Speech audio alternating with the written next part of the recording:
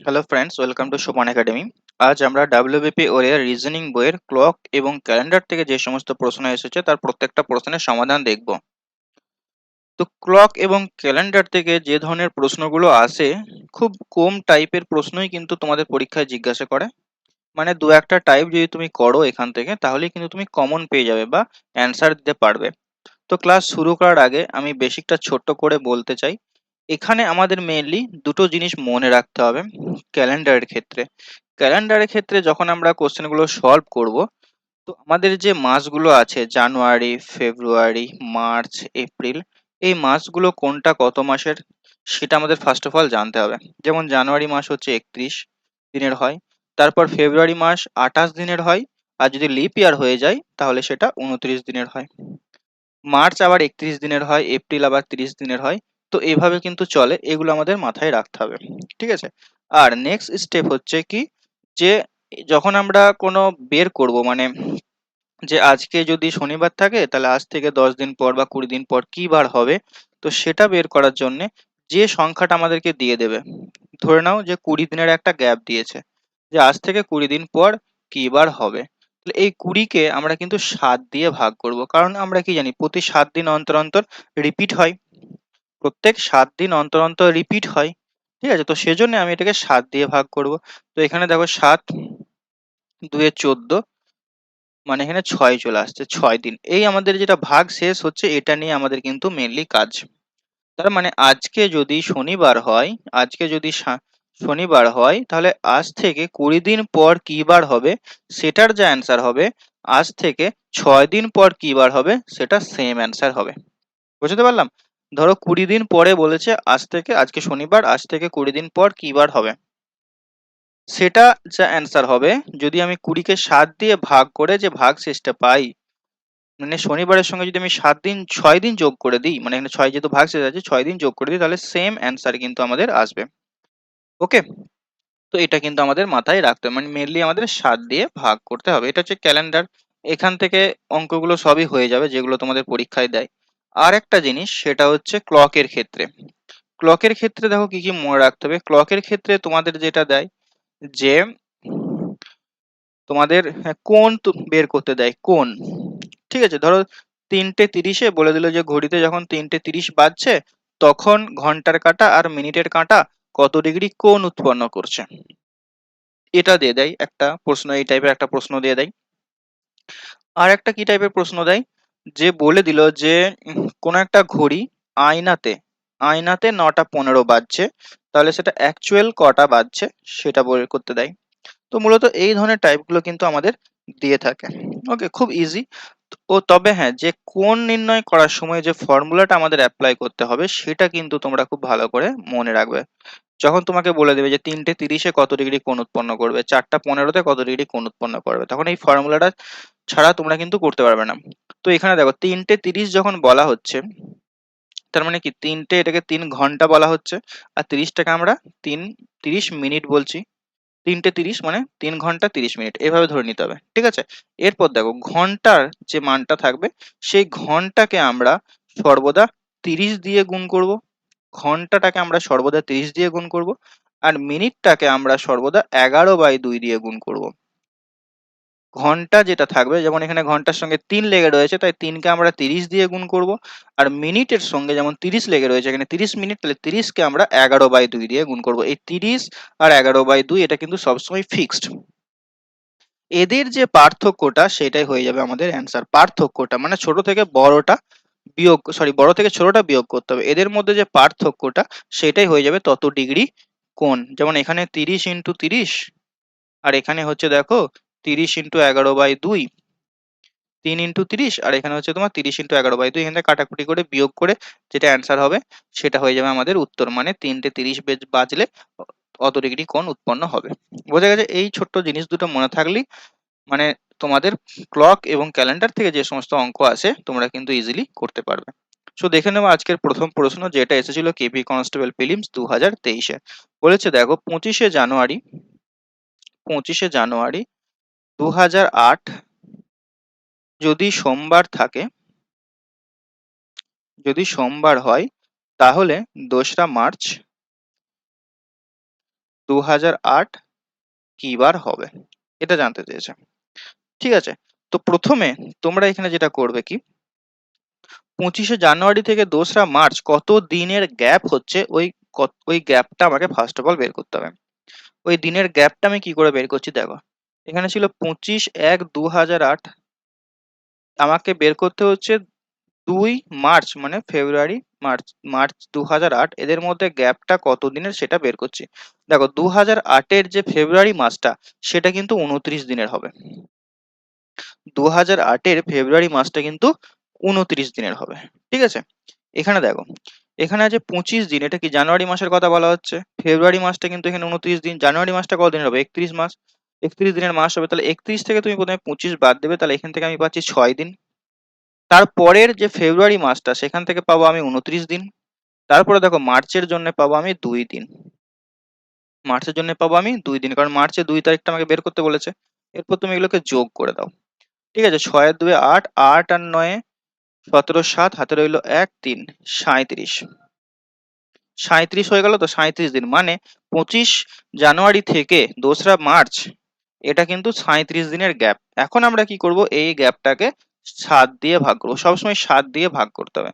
ঠিক আছে, তো 5 7 35 হলো, ভাগশেষ কত থাকছে 2, অর্থাৎ অর্থাৎ এটা হচ্ছে অ্যান্সার হবে, সোমবারের সঙ্গে আমাকে 2 দিন যোগ করে দিতে হবে, তাহলেই অ্যান্সার চলে যাবে। অর্থাৎ সোমবার পরের দিন মঙ্গলবার, তারপরের দিন বুধবার, তাহলে এটার অ্যান্সার হয়ে যাবে বুধবার। বোঝাতে পারলাম? তো এত বড় প্রথম অঙ্কটা হয়ে গেল, এর পরের অঙ্কগুলো কিন্তু আমরা ফার্স্ট করব। নেক্সট দেখো, এটার অ্যান্সার হয়ে যাচ্ছে বুধবার, অপশন ডি। নেক্সট, রবির জন্মদিন বুধবার, গোপালের জন্মদিন রবির জন্মদিনের 50 দিন পর, 50 দিন পর, তাহলে গোপালের জন্মদিন কত কি বার হবে? তাহলে দেখো, এখানে বলে দিয়েছে 50 দিন পর, তাহলে আমরা 50কে 7 দিয়ে ভাগ করবো, 7 7 49 চলে যাচ্ছে, এক ভাগশেষ থাকছে, এক ভাগশেষ থাকছে। অর্থাৎ এখানে যে বুধবার বলেছে, বুধবার বুধবার সঙ্গে আমাকে এক যোগ করতে হবে, তাহলে অর্থাৎ বুধবারের পরের দিন বৃহস্পতিবার, মানে অপশন সি। 50 দিন পর কি বার হবে, বুধবার, সরি বুধবারের সঙ্গে এক যোগ মানে বুধবারের পরের দিন, অর্থাৎ বৃহস্পতিবার দিন হবে। ক্লিয়ার হয়েছে?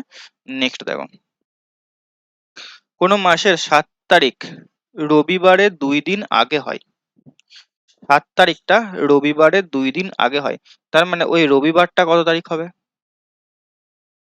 7 তারিখটা রবিবারের 2 দিন, তাহলে রবিবারটা হচ্ছে 9 তারিখ, মানে 9 তারিখে রবিবার, 9 তারিখের রবিবার হচ্ছে তার আগের 2 দিনের, এখানে বলা হচ্ছে 7 তারিখ, বলছে 7 তারিখটা রবিবারের 2 দিন আগে, তার মানে রবিবারটা 9 তারিখ, বুঝতেই পারছো।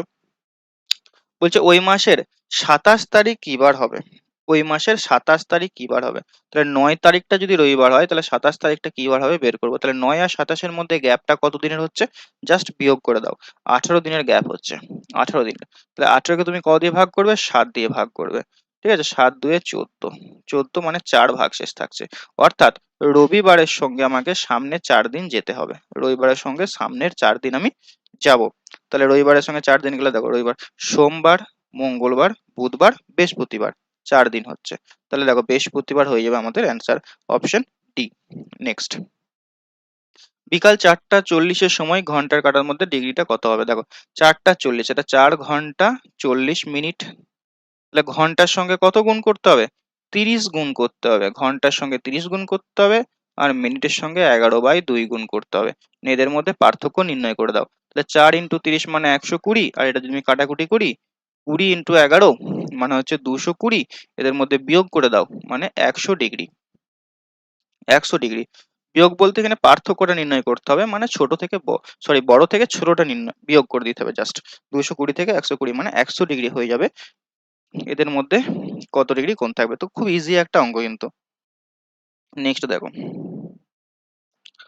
50 মিনিট এগো ইট ওয়াজ 45 মিনিট পাস্ট 4 o'clock, মানে 50 মিনিট আগে, খুব ভালো করে বুঝবে, 50 মিনিট আগে 4টা 45 বাজছে, মানে 50 মিনিট আগে যদি আমি ঘড়ি দেখি, তাহলে ওই ঘড়িতে কটা বাজছে, 4টা 45 PM বাজছে, 4টা 45 বাজছে।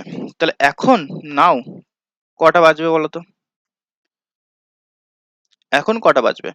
4:45 যদি 50 মিনিট আগে হয়, মানে তুমি যে মুহূর্তে ভিডিওটা দেখছো, ক্লাসটা করছো, এর ঠিক 50 মিনিট আগে 4:45 বেজেছে। এই যে কথাটা বলেছে না যে ইট ওয়াজ 45 মিনিট পাস্ট 4 o'clock, মানেটা হচ্ছে 4:45 হয়েছে, মানে 4:45 PM হয়েছে। তাহলে এখন বর্তমানে কটা বাজছে? তাহলে 50 যোগ করে দাও 4:45-এর সঙ্গে, ওখানে হচ্ছে দেখো 4:95, তো 95-কে 60 প্লাস 35-এ ভাঙো, তার মানে হচ্ছে 60, মানে 1 ঘন্টা। 1 ঘন্টাটা এর সঙ্গে যোগ হয়ে যাবে, অর্থাৎ 5:35 PM এখন বাজছে। এখন কটা বাজছে? 5:35 PM বাজছে। মানে 5:35-এর সময় তুমি বলছো যে 50 মিনিট আগে 4:45 বাজছে।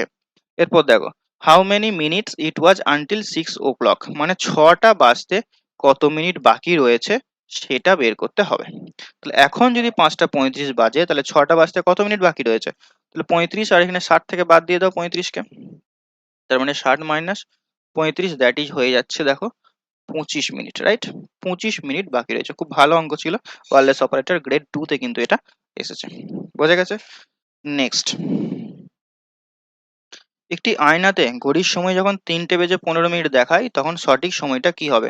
যদি আয়নাতে এরকম থাকে যে আয়নাতে 3:15 বাজে, আয়নাতে থাকে বা জলে থাকে, যদি থাকে এরকম কেস, তখন আমাকে যেটা করতে হবে কি, এই যেটা বলেছে 3:15, এটাকে বাদ দিতে হবে কার সঙ্গে? 11:60 সঙ্গে।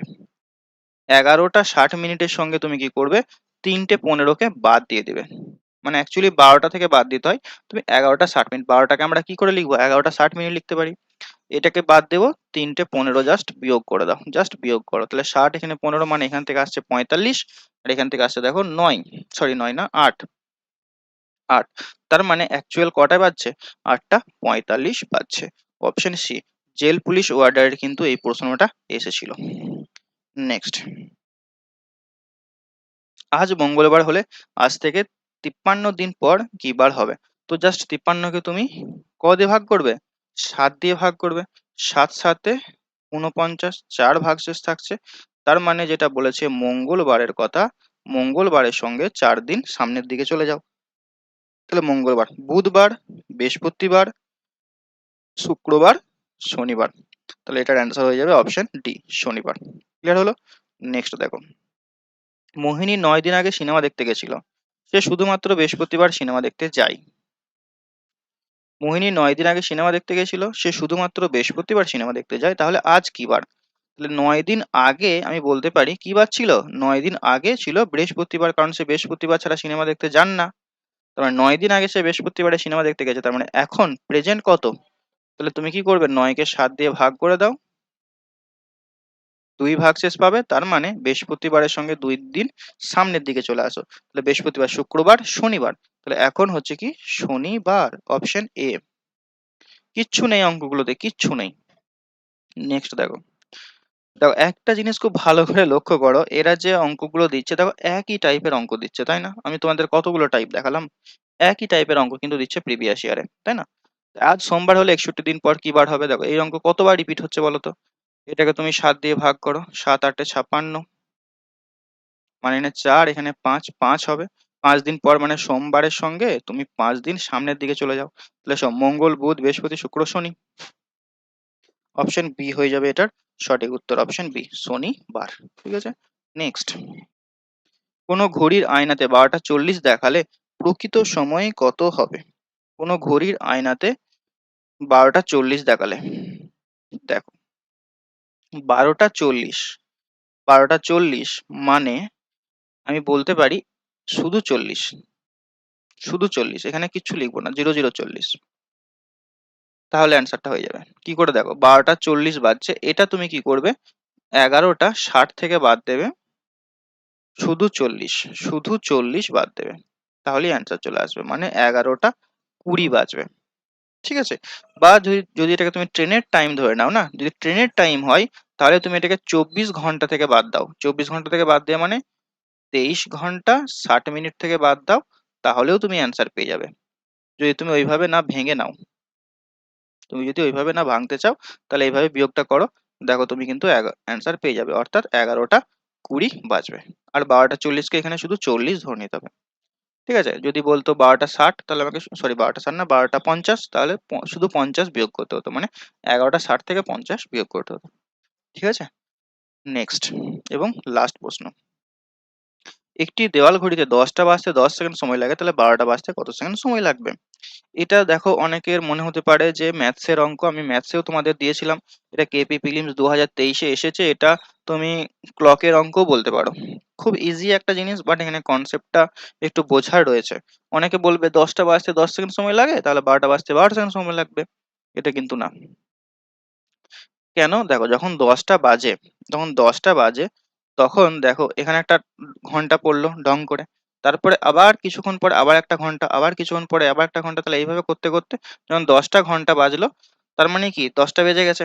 এই 10টা ঘন্টা বাজা মানে যে মাঝের যে গ্যাপ গুলো, কতগুলো গ্যাপ তৈরি হচ্ছে সেটা আমাকে দেখতে হবে। কতগুলো গ্যাপ তৈরি হচ্ছে, দেখবে 9টা গ্যাপ তৈরি হবে।